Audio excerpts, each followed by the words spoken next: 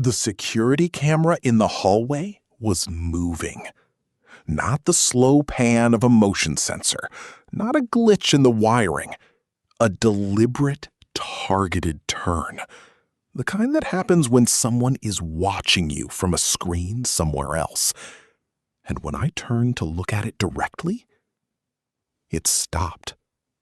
Froze like a deer in headlights.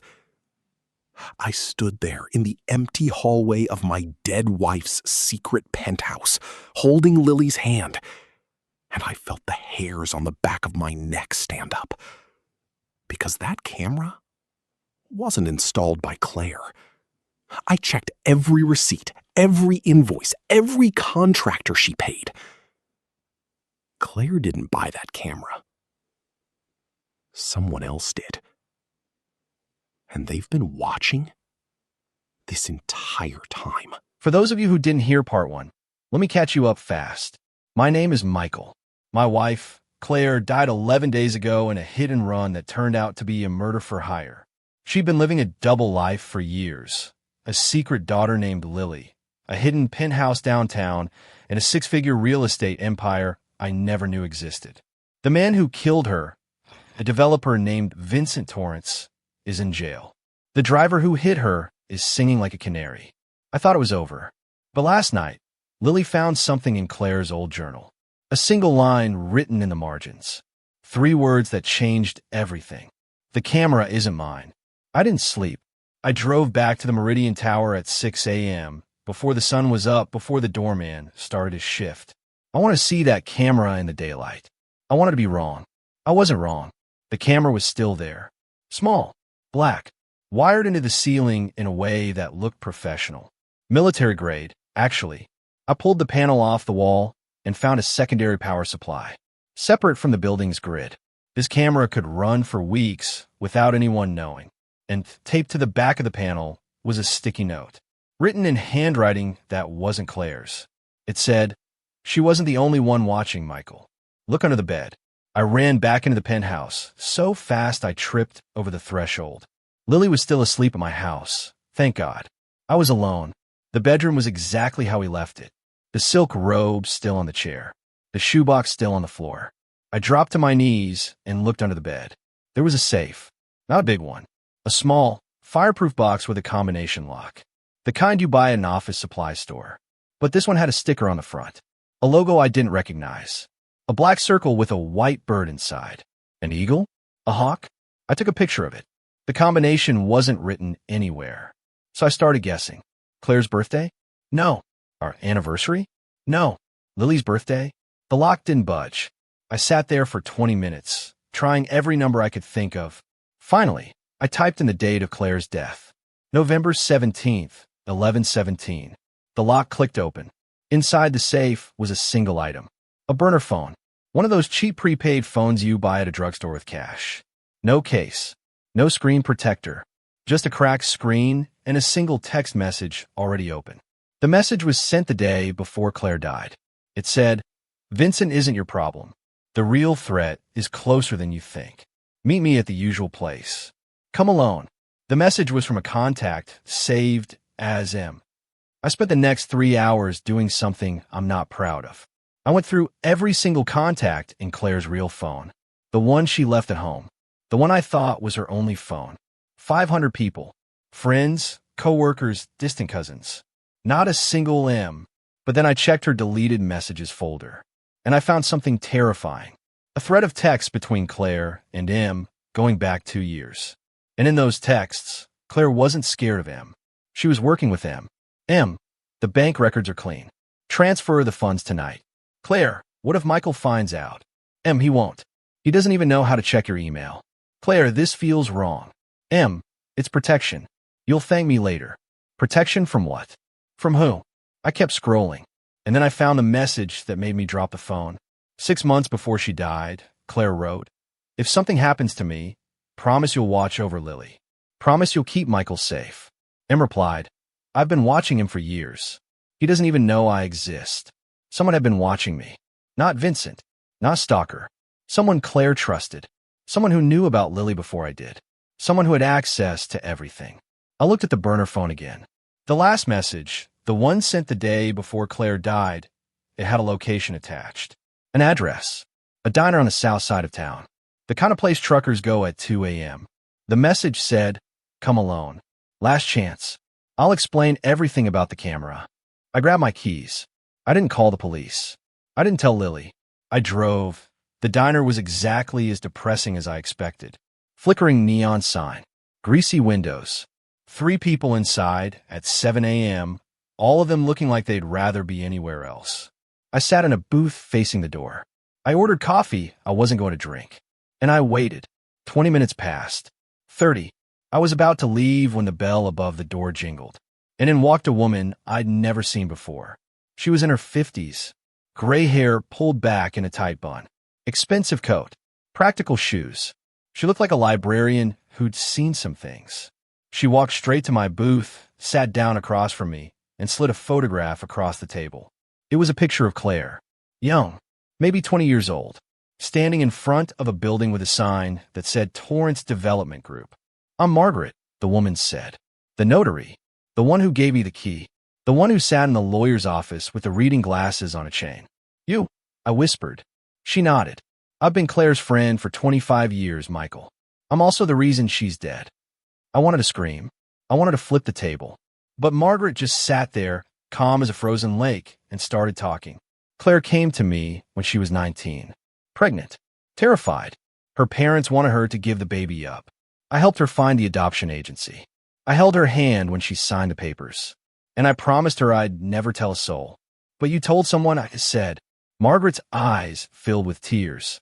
"I told Vincent. 15 years ago. I was working for him back then. He was a client. And he asked if I knew any young women who needed money. Desperate women he could control." My stomach turned to ice. "I introduced them," Margaret whispered. "I told Vincent that Claire was smart and desperate and would do anything to keep her secret. He hired her, gave her a job, started her in real estate, and then he used that secret to own her for the rest of her life." "You sold her," I said. My voice was shaking. Margaret didn't deny it. "I did, and I've spent the last 10 years trying to make it right. I helped her hide the penthouse. I helped her find Lily. I helped her build the accounts Vincent couldn't touch. And when Vincent started threatening to kill her, I helped her plan her escape. But she didn't escape," I said. "She died." Margaret looked at me with an expression I'll never forget. Regret, guilt, and something else. Fear. "She didn't die, Michael. She was murdered. But not by Vincent." I froze. "What?" Margaret leaned across the table. Her voice dropped to a whisper. "Vincent didn't order the hit. The driver confessed to the FBI, remember? He said he was hired by someone using a fake name. A name that doesn't exist. The FBI is looking for a ghost." "Then who?" Margaret slid a second photograph across the table. This one was grainy. Security camera footage from the night Claire died. A figure standing at the edge of the interstate. Watching. Waiting. The figure was wearing a hoodie. But you could see the face. It was Lily. I stared at the photograph. My brain refused to process it. That's not possible. Lily is 16. She loved Claire. She called her every night. Margaret shook her head. Lily loved the idea of Claire. But she hated the reality. Claire abandoned her. Gave her away. Chose you and your sons over her for 12 years. You think a teenager just forgives that? I felt sick. "You're lying." "I'm not," Margaret said. "The burner phone in the safe? Claire didn't put it there. Lily did. The texts from him? They're not from me. They're from Lily. She's been pretending to be me for 6 months. She's the one who told Vincent where Claire would be that night. She's the one who hired the driver." I stood up so fast the coffee cup shattered on the floor. "She's a child. She's a sociopath," Margaret said. "And she's been living in your house for 3 days. She has access to your sons, your bank accounts, your guns if you have them." I ran for the door. The drive back to my house took 18 minutes. It felt like 18 years. I called my sons. No answer. I called the house phone. Lily picked up on the second ring. "Hey, Michael," she said. Her voice was sweet, innocent. "When are you coming home? I made breakfast. Where are the boys?" I asked. A pause. "They're in the basement, playing video games." "What?" I lied. "No reason. I'll be there in 5 minutes. Don't go anywhere." She laughed. That soft, gentle laugh that sounded exactly like Claire's. "I'm not going anywhere, Michael. I finally have a family. Why would I leave?" I hung up and called 911. The dispatcher said a car would be there in 10 minutes. I told him to make it 3. I pulled into my driveway at 8:14 a.m. The front door was open, just a crack. The morning light was spilling inside. I walked in slowly. The house was quiet, too quiet. No video game sound from the basement, no smell of breakfast. And then I saw it.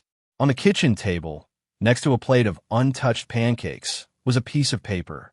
A single sentence written in the same handwriting as the sticky note in the penthouse. "You should have stayed at the diner, Michael.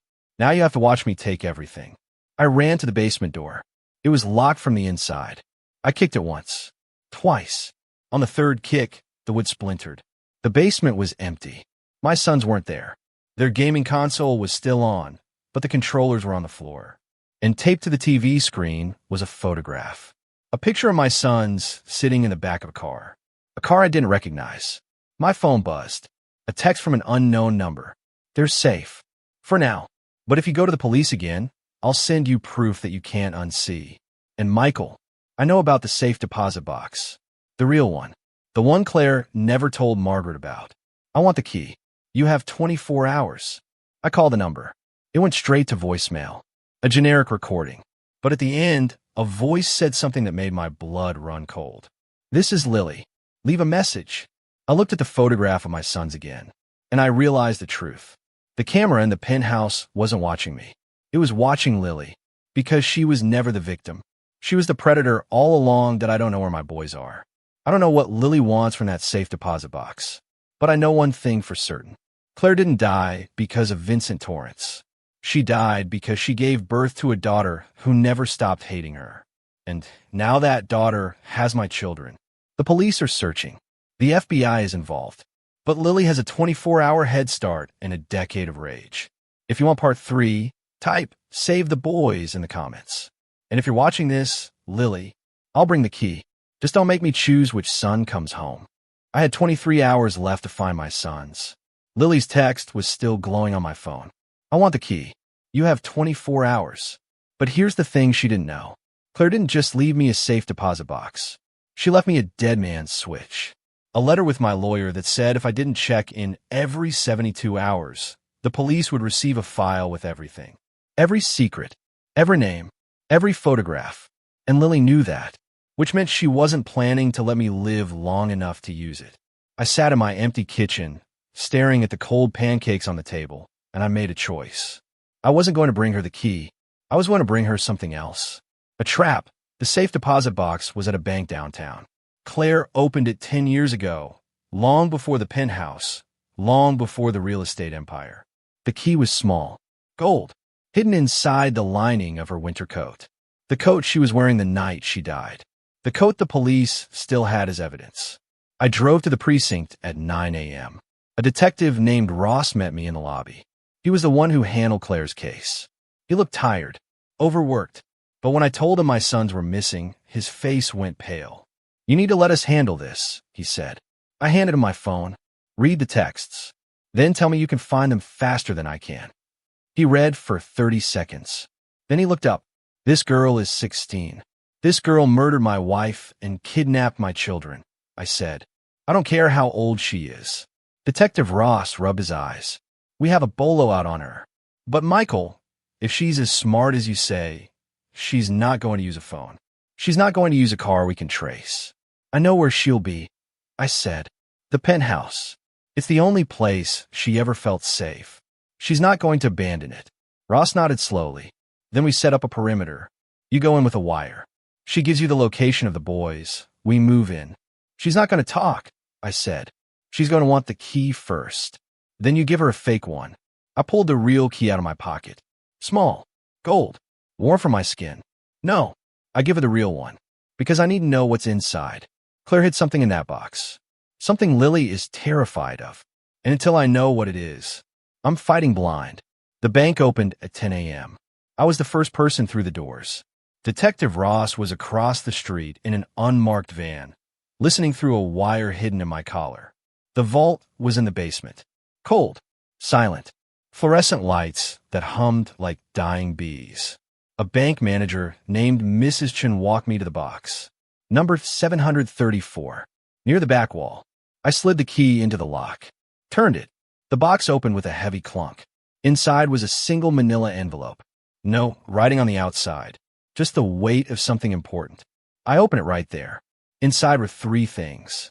First, a photograph of Lily, age 10, sitting on a porch swing next to a woman I didn't recognize. The woman had the same dark hair, same pale eyes. Underneath the photo, Claire had written, Lily's biological grandmother. My mother, the woman who made me give her away. Second, a handwritten letter. 6 pages. Claire's looping cursive. I didn't read it all there, but the first sentence stopped my heart. Michael, if you're reading this, Lily has found out the truth. And I'm so sorry, because the truth will destroy her. Third, a USB drive. Small, black, labeled with a single word. Proof. I shoved everything into my jacket pocket and walked out of the bank. My hand was shaking. My heart was pounding. Because I finally understood. Claire didn't hide Lily to protect herself. She hid Lily to protect me. That I sat in my car in the bank parking lot and read the letter. Every word, every tear-stained sentence. And here's what Claire said. Lily isn't my daughter, Michael. She's my sister. I had to read that line 3 times. My mother had an affair when I was 15. She got pregnant. She hid it from everyone. When Lily was born, my mother couldn't keep her. So she gave her to me, told me to pretend I was the mother. I was 16 years old, Michael. A child raising a child. The adoption records were fake. The hospital records were fake. Everything was a lie my mother built to protect her reputation. I went along with it because I was scared. I was a teenager. I didn't know any better. But when I met you, I knew I couldn't keep lying. I tried to tell you. Twice. Both times, my mother threatened to destroy us. She said she'd tell you I was a liar, that I was unstable, that you'd never believe me. So I ran. I built the penthouse. I built the empire.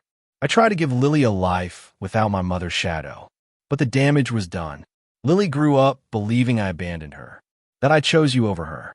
The truth is so much worse. Her real mother, my mother, never wanted her, and I was too weak to be the mother she deserved. If Lily has turned against me, Michael, it's because my mother got to her. She's been in Lily's ear for years, poisoning her, telling her I stole her inheritance, telling her I'm the villain. None of it is true. The USB drive has everything. Recordings, bank statements, a confession my mother signed 5 years ago. Use it to save Lily from herself. And if you can't save her, use it to protect our sons. I sat in that car and cried for 10 minutes. I texted Lily at 2 p.m. I have a key. I have what's inside. Meet me at the penthouse. Alone. She replied in 3 seconds. Bring the box. No cops. I didn't reply. Detective Ross and 6 officers were already in position. 2 in the lobby. 2 on the floor below. 2 in the stairwell. I was wearing a vest, a wire, and a small camera clipped to my jacket. The elevator ride to the 37th floor took forever. I watched the numbers climb. 12, 24, 30. My reflection in the brass doors looked like a ghost. The doors opened. The hallway was dark. The penthouse door was already open. I walked inside. The living room was empty. The white leather couch was pushed against the wall. The coffee table was gone. In the center of the room, there was a single chair. And sitting in that chair was Lily. She wasn't wearing Claire's silk robe anymore. She was wearing black jeans, a black hoodie. Her hair was pulled back tight. She looked older than 16. She looked like someone who had seen too much and felt too little. Close the door, she said. I closed it. The box, she said, on the floor. Slide it to me. I pulled the safe deposit box out of my bag. The real one. The one with the USB drive and the letter in the photograph. I slid it across the hardwood floor. Lily caught it with her foot. She didn't open it. She just looked at me. Where are my sons? I asked. Safe, she said. For now. I'm not a monster, Michael. You murdered my wife. Lily's expression didn't change. I murdered a liar. There's a difference. I took a step closer. Claire wasn't your mother, Lily. She was your sister. Lily flinched. Just a tiny movement. But I saw it. I know, she whispered. I froze. What? Lily stood up slowly. Her hands were shaking. I've known for 3 years. Our grandmother told me. The night she died. She said Claire stole my birthright. That Claire took money that should have been mine. That Claire was the reason I grew up in foster homes while she lived in a beautiful house with you and her perfect sons. Your grandmother lied, I said. Lily laughed. A cold, broken sound. Everyone lies, Michael. Claire lied. You lied. You never even asked about me. 12 years, and you never once wondered if your wife had a past. I didn't know, I said. You didn't want to know. Lily's voice cracked. That's the difference between you and me. I wanted the truth, even when it destroyed me. I pulled the letter out of my pocket. Read this. Claire wrote it before she died. She wasn't hiding money from you. She was hiding you from our grandmother, from a woman who would have used you to destroy everyone Claire loved. Lily stared at the letter. She didn't take it. I read the USB drive. I said, I'll listen to the recordings. Your grandmother paid Vincent Torrance to threaten Claire. She paid the driver to hit her. She's been pulling the strings from the beginning. You were just a weapon. Lily's face went white. You're lying. I'm not. I pulled out my phone. Open a video file from the USB drive. Push play. Claire's mother appeared on the screen. Old, gray, sitting in a nursing home. Her voice was thin but clear. I didn't mean for her to die. I just wanted her to suffer. She took everything from me. My reputation, my money, my daughter. So I took her daughter. I turned Lily against her. And I'd do it again. Lily watched the video. Her body went still. Her eyes went empty. And then she fell to her knees. That I didn't know, Lily whispered. She told me Claire was the villain. She told me Claire wanted me dead. She said I was protecting myself. I knelt down in front of her. Lily, where are my sons? She looked up at me, tears streaming down her face. Real tears. The first genuine emotion I'd seen from her since this nightmare began. They're at the diner, she said. The one on South Street. The waitress is my friend. She's watching them. They're eating pancakes. They don't know anything. I radioed Detective Ross. He confirmed the location within 2 minutes. My sons were safe. They were laughing. They were fine. I turned back to Lily. You need to turn yourself in. She nodded. Slowly. I know. But before you do, I said, I need you to understand something. Claire didn't hate you. She was terrified of you. Not because you were dangerous. Because you were the only person in the world who could remind her of the worst mistake she ever made. And she couldn't live with that guilt. So she ran. She hid. She built walls. But she never stopped loving you. Lily started sobbing. Deep, heaving sobs that shook her whole body. Every birthday, I said. Every Christmas. She sent money to a bank account under a fake name. She paid for your therapy, your school, your rent. She watched you from a distance because she was too scared to hold you. That's not hate, Lily. That's heartbreak. The door opened. Detective Ross walked in with 2 officers. They didn't draw their guns. They didn't shout. They just stood there, waiting. Lily looked at them.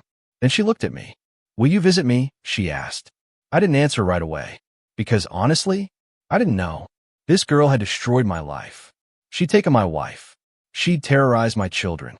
But looking at her now, kneeling on the floor of that empty penthouse, crying like the child she actually was, I saw Claire. I saw the fear. I saw the manipulation. I saw a girl who had been used as a weapon by a grandmother who should have protected her. I'll visit, I said finally. Not because you deserve it, but because Claire would have wanted me to. Lily stood up. She put her hands behind her back. Detective Ross cuffed her gently. She didn't resist. As I walked her to the door, she stopped. Turned back to me one last time. The camera in the hallway, she said. It wasn't mine. It was our grandmother's. She's been watching everything. She knows you have a USB drive. She knows you know the truth. Lily looked me dead in the eye. She's not in a nursing home, Michael. That video was 3 years old. She's been free this whole time. And she's not going to stop until you're dead, too. The door closed behind Lily. The officers led her away. And I was alone in the penthouse. I walked to the hallway. Looked up at the camera. It was still there. Still watching. I pulled out my phone. Called the number on the USB drive. The number for Claire's mother. It rang once. Twice. 3 times. A woman's voice answered. Old. Cold. Familiar from the video. Hello, Michael. I was wondering when you'd call. Your granddaughter is in handcuffs, I said. I know.